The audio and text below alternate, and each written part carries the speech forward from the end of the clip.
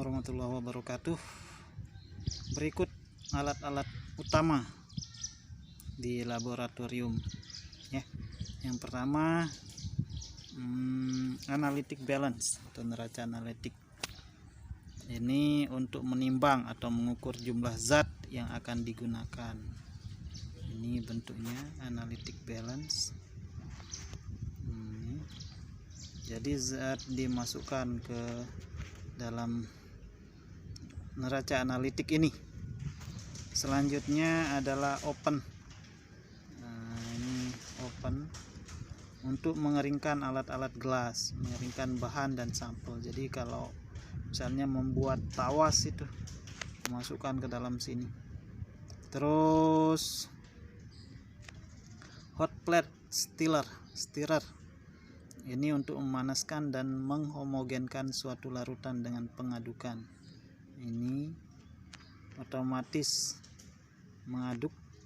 Ini hot plate stirrer dan langsung dengan memanaskan. Terus selanjutnya pH meter. Ini untuk mengukur derajat asam dan basa. Ini untuk bisa mengukur pH suatu larutan atau derajat asam dan basa suatu larutan. Ini corong, sama dengan fungsi corong seperti biasanya ya. Kalau untuk menyaring nanti ada kertas saringnya juga. Ini bola karet untuk menyisir larutan yang akan diukur. Terus ini desikator, tempat menyimpan bahan yang digunakan untuk uji kadar air. Terus untuk mengeringkan dan mendinginkan sampel yang mengandung air. Terus mortar dan alu, fungsinya ini sama seperti biasa, mortar dan alu. Bunsen untuk pembakaran.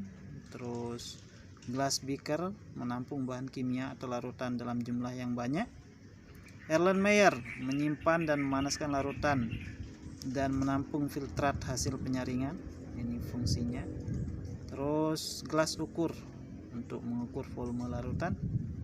Labu ukur untuk menampung dan mencampur larutan kimia. Jadi kalau mencampur masukkan lalu dicocok-cocok itu dipakai itu. Terus tabung reaksi untuk menampung larutan dalam jumlah yang sedikit. Biasanya larutan yang akan dieksperimenkan ini masukkan dalam tabung reaksi. Terus pipet tetes memindahkan beberapa tes cairan kimia. Lemari asam ini untuk menyimpan bahan-bahan kimia yang bersifat asam tinggi. Sebagai perantara untuk memindahkan bahan kimia asam konsentrasi tinggi, tempat reaksi kimia yang menggunakan bahan-bahan yang mudah menguap dan gas yang berbahaya. Gitu ya, itu lemari asam. Zat-zat berbahaya di sana ditaruh. Statif dan klem sebagai penyangga buret. Buret ini untuk titrasi nantinya. Terus ini buret untuk mengeluarkan larutan dengan volume tertentu. Ini dipakai pada